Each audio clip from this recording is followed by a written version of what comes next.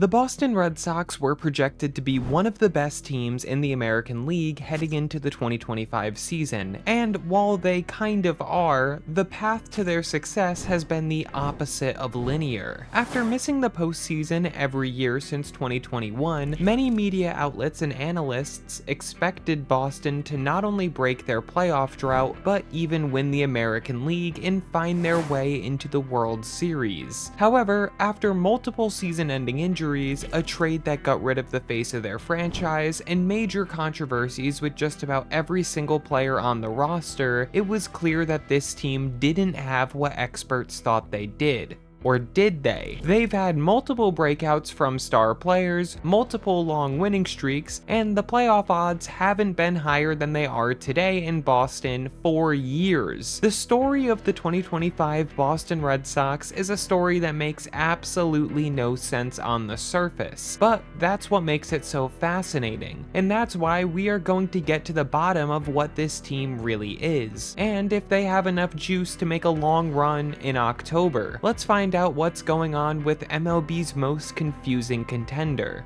Before that, if you want more content like this throughout the postseason and the offseason, consider subscribing. I know that most of you guys are not subscribed, only 4% of my viewers are. But if you want more content like this, subscribe and it'll be easier to find. Thank you. The 2021 Red Sox were special. They weren't the best team ever assembled in baseball history, but they consistently proved doubters wrong and found themselves deeper into the postseason than I bet even they thought they could have ended up. However, that run ended in the ALCS for the surprising Sox, and since then, Boston has been nothing short of a disaster. We all know about the stars that Boston has lost in the short time from their dynasty starting team in 2018, the dynasty that never came to fruition. From 2021 to 2025, countless stars put on new uniforms. Superstar shortstop Xander Bogaerts joined his buddy Mookie Betts in California. JD Martinez also found his way to California. Kike Hernandez, Alex Verdugo, Kyle Schwarber, and Christian Vasquez were all fan favorites that set this team on the right path and contributed to the 2021 team. They were all gone. On the pitching side of the ball, it was just as bad. Nathan Eovaldi and Eduardo Rodriguez, two World Series winners from 2018, had both left Boston, and even World Series hero Chris Sale had left the previous season and went on to win his first career Cy Young in the first season not on the Red Sox. The team needed to pick a direction. For 4 years, this ownership group told GMs Chaim Bloom and then Craig Breslow, after Bloom was fired, to not spend money over the luxury tax, but also field a competitive enough team to compete for postseason contention. And year after year, that wasn't good enough for the Sox. Fans heard too many quotes to count. They were going all in. Money isn't and never will be an issue. And worst of all, full throttle. Fans had heard everything and they were over it, and they showed it. Owner John Henry and the rest of his Red Sox ownership group got viciously booed in the 2024 offseason in a very uncomfortable fan meetup after another disappointing offseason, which consisted of nothing but false statements and empty promises from the men running the franchise. The full throttle comments had resulted in an offseason of Tyler O'Neill and Lucas Giolito, while trading away Chris Sale and Alex Verdugo. It simply wasn't good enough and everyone knew it. Unsurprisingly, that team would not have what it took to make the postseason, and Henry was fed up with losing. Once again, it didn't work. Trying to be the Tampa Bay Rays or the Milwaukee Brewers, where you trade your talent at their peaks for returns that would end up being even better than the star you had before, was not the way that this franchise was able to win. They won by spending, and John Henry finally was starting to realize that. During the 2025 offseason, the Red Sox operated with more urgency. They weren't looking for deals that would make them better on the margins. They were looking for the true impact players that would make them go from another 500 season where they missed the playoffs to a powerhouse team once again. They were hungry once again to get back to contention, but not just for the wild card this time, not even just for the division. They wanted to get back to their 5th World Series since the turn of the century. But before we get into that offseason, I need to explain why the Red Sox were so confident that now was the right time to make a big splash on the market.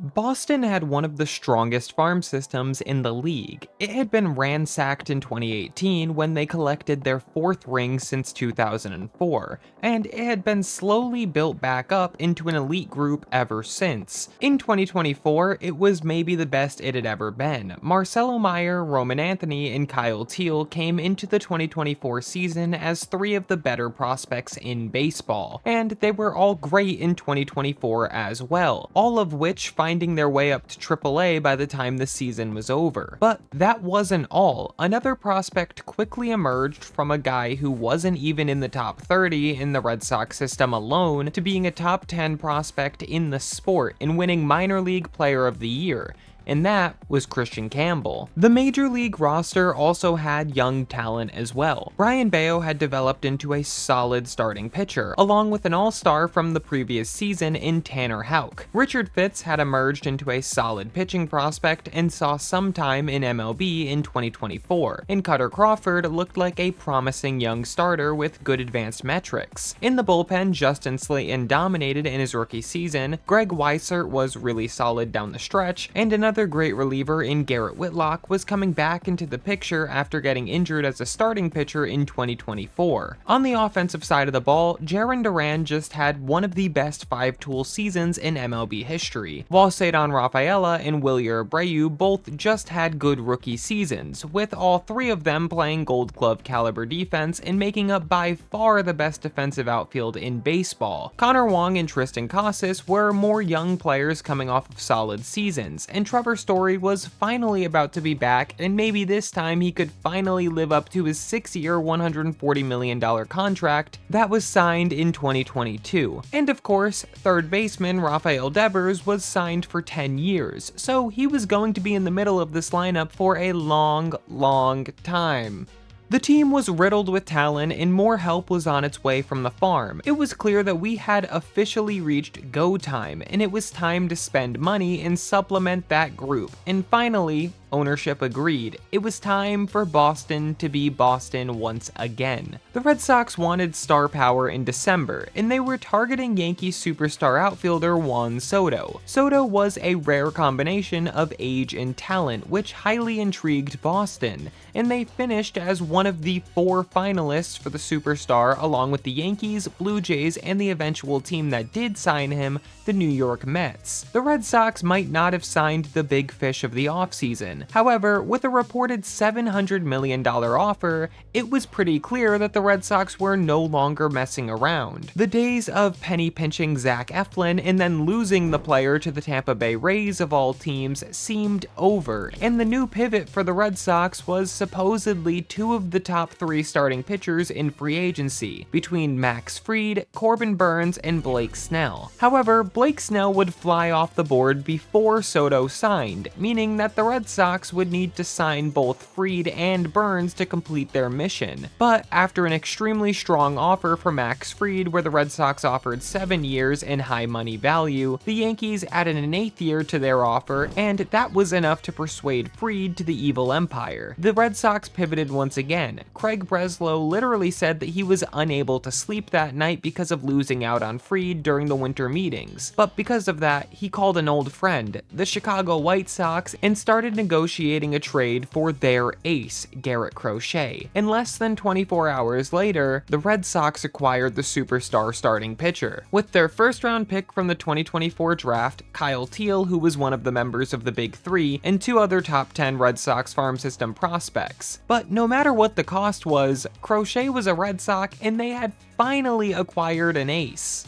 On the same night, the Red Sox made another move, this one seemingly much smaller, but the player would have a massive impact on the club in 2025, and that was trading for rookie catcher Carlos Narvaez from the New York Yankees, who had made his debut in 2024. The Red Sox were kind of unmotivated to sign Corbin Burnes from there, but they did sign Walker Buehler instead on a 1-year prove-it deal as well, but he proved how ass he was instead of the deal working out in 2025. But then, right at the start of spring training, the Red Sox landed their biggest fish of the entire offseason, Alex Bregman was a Boston Red Sox, an absolutely shocking move, which along with the trade for Garrett Crochet, signing Justin Wilson and Aroldis Chapman for the bullpen, and the young core that established itself in 2024, many people were insanely high on this Boston Red Sox club, and honestly, it made a lot of sense with how balanced, young, and full of potential this roster really was. However,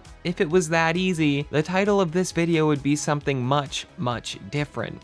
With the signing of Alex Bregman, who had won a Gold Glove in 2024 with the Houston Astros, there was a little bit of question as to who would be playing third base for the Red Sox. Was it going to be the obvious choice, Alex Bregman, or would they do what manager Alex Cora said all offseason and play Bregman at second base and allow one of the worst defenders in the league, Rafael Devers, to keep his home at third? Cora made the decision rather quickly, and that decision was that Breggy would be playing third, and Devers would move to DH. So from here, this should all be smooth sailing. Yeah, okay. So are you saying if they ask you to DH, you won't do it? No. I played third. Yeah, like I said, my position is third base.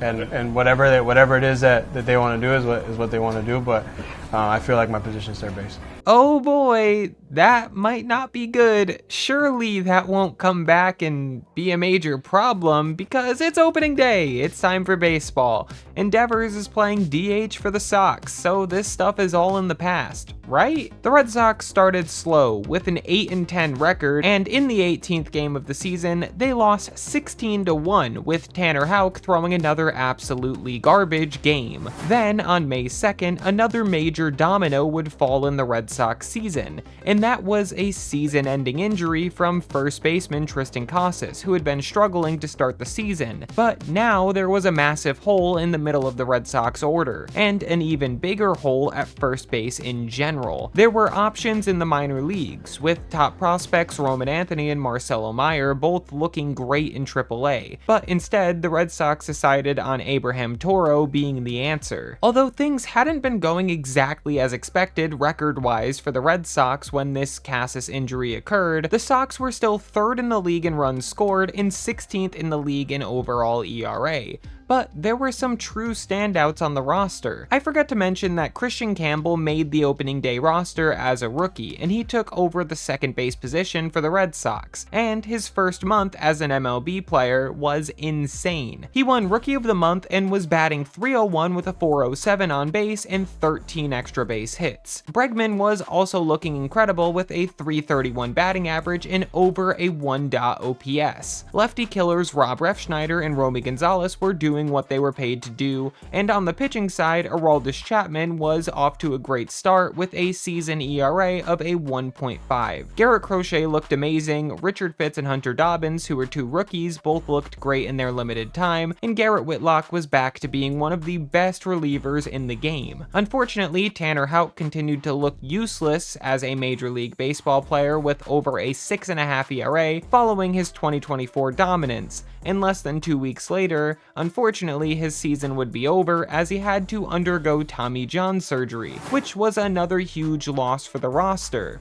Tristan Casas was also struggling before the injury, hitting below 200, and Ceddanne Rafaela wasn't doing great either, with a barely over 200 average. However, he still had his Platinum Glove defense. There were some positives and there were some negatives, and with an 18-16 record, there was a need to improve if the Red Sox wanted to get to where they wanted to be. By this point in the season, the Yankees were already given a 59% chance of winning the AL East, as they were 19-13, but they were about to go on a massive run. On May 28th, the Yankees found themselves with a 35-20 record after a sweep of the Los Angeles Angels, and the Yankees' chances of winning the AL East had skyrocketed to an insane 91.8% chance just 2 months into the season. By this point, the Red Sox were sitting at a oh god, 1.6% chance to win the division. While the Yankees were soaring, the Red Sox were in a free fall. They went from the 18-16 record that they had on May 2nd to a 27-31 record after a sweep at the hands of the Milwaukee Brewers. That was a 9-15 record over that stretch. At the face of the struggles was veteran shortstop Trevor Story, who looked like his career was coming to an end with how horrible he played in May.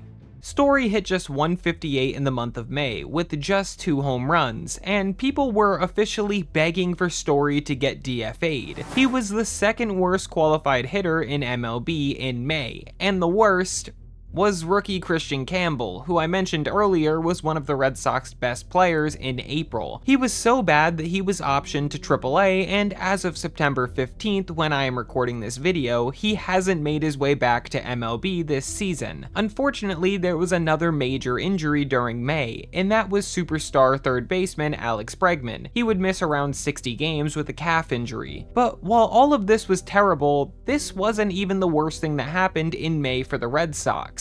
There was something much, much worse. Rafael Devers, who was probably the Red Sox best player in May, caused another major controversy where he denied the Red Sox playing first base after Tristan Casas was ruled out for the season with his knee injury. He said in an interview that the GM should go and do his job and get a first baseman because that isn't his position and it's not his job to play that position, which is an incredibly selfish thing for a player on a $335 million contract to say. Owner John Henry flew out to Kansas City to meet with the star player, and after that, it seems like things had cooled down between the Sox and Devers. Devers would continue playing DH because Abraham Toro had been called up, and he was looking really good, batting just under 300 with some power. The Red Sox were still 10.5 games back of the Yankees at this point in the season, and they were about to start their first series of the year against the Bronx Bombers. In Game 1, it went terribly as Walker Buehler gave up 229 runs in the first inning and the Sox lost. This put their record at an embarrassing 30-35 mark. After years of being a 500 ball club, it looked like the Sox might be even worse than that with their best roster in years. But then, seemingly overnight, something clicked in New York.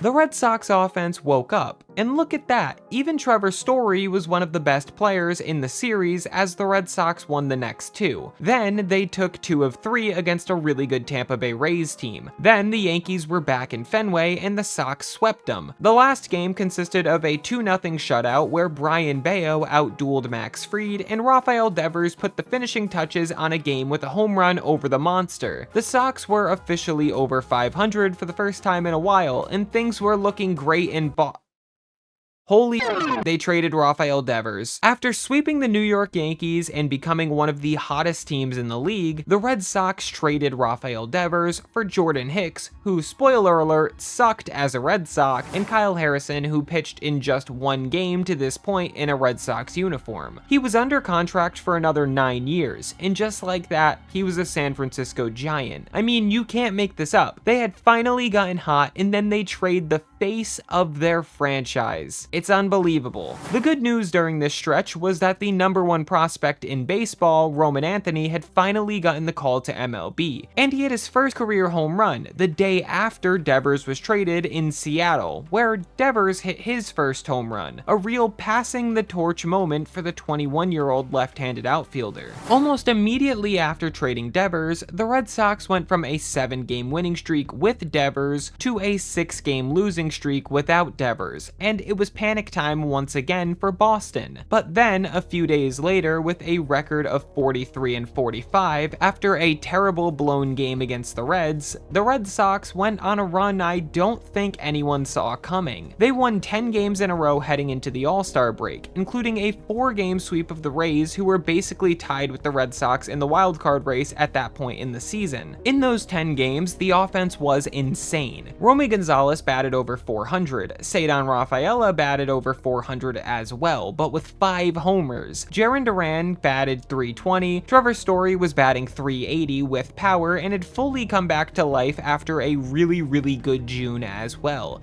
And Roman Anthony was batting .390 with a .488 on-base percentage, almost immediately cementing himself as one of the game's most dominant hitters. During this 10-game winning streak, Alex Bregman also came back for the first time since May, so this was a clear turning point in the season for the Red Sox. The Sox had just an 11% chance of winning the division at the All-Star break, as the Blue Jays had gotten insanely hot, finishing the first half 5.5 games over the Red Sox and 4 games over the Yankees. That 10.5 game lead that the Yankees had in early June was now just 1.5 over the Red Sox in early July. The Sox had gained an insane amount of ground over their arch rivals, and they looked to continue it in the second half. The second half was going pretty well, highlighted by a 7-game winning streak in the beginning of the half, but on September 2nd, while being 16 games over 500, disaster struck in Boston as Roman Anthony would get injured, the superstar rookie. Following the injury, the Sox have gone 4-6 against not-so-great teams: the Pirates, the Athletics, the Diamondbacks, and the Yankees. 3 teams that sold at the deadline, and 1 team that bought in the Yankees. Oh, and I forgot to mention, at the trade deadline, the Red Sox did literally nothing at all. Literally nothing of note except Dustin May, but he's bad and now is injured. But they did almost get Joe Ryan, but they didn't, so that's fun. Either way, I have to talk about Roman Anthony for a minute just to talk about the impact this player had on the team and how sorely he will be missed if the Red Sox do make the playoffs. Back to Roman, he's most likely out for the season with a grade 2 oblique strain, which is brutal. The Red Sox were 46-27 with Roman Anthony in the lineup. That is an incredible record, but now without him, once again they are 4-6. This 21-year-old outfielder is a true difference maker and truly one of the most elite players in the sport. In just 71 games, he racked up a 3.1 WAR, elite defensive numbers, a .292 batting average, .396 on base percentage, which would put him tied for 3rd in the league behind Aaron Judge, Vladimir Guerrero Jr., and tied with Juan frickin' Soto. So yeah, this guy is truly one of the elite talents in the game today. Garrett Crochet has been the true ace of the Red Sox that they have been looking for years since Chris Sale got injured, with a 2.6 ERA, and he leads the league in strikeouts and innings. Brian Bayo has also been elite with a 3.25 ERA, and I haven't mentioned Lucas Giolito in this video yet either, but he should win comeback player of the year after missing all of 2024 and posting a 3.3 ERA in 2025. Aroldis Chapman is having a non-human season with a 1.26 ERA, and recently went 50 consecutive batters without giving up a base runner. Trevor Story is back to being an above-average player and really is the spark plug of this club. And Romy Gonzalez has cemented himself as the best player in baseball that you probably don't know the name of. He's batting .312 in 300 plate appearances with insane power. He's extremely good. Jarren Duran, Willy Abreu, Ceddanne Rafaela, and Roman Anthony all have over a 3 WAR, making up their outfield, and the bullpen has been a top 3 unit in baseball, with Garrett Whitlock and veteran Justin Wilson both having around a 2.5 ERA to go along with Chapman's insane 1.2. Walker Buehler didn't work out, and after injury to the rotation, there is a real lack of a 4 and 5 starter in Boston right now. But I don't know, this season has had more ups and downs than it is possible to mention in this video. It has been a mind-boggling season to watch as a fan, but all we can ask for at this point is a playoff experience. Let's see if this team is able to get them to the promised land.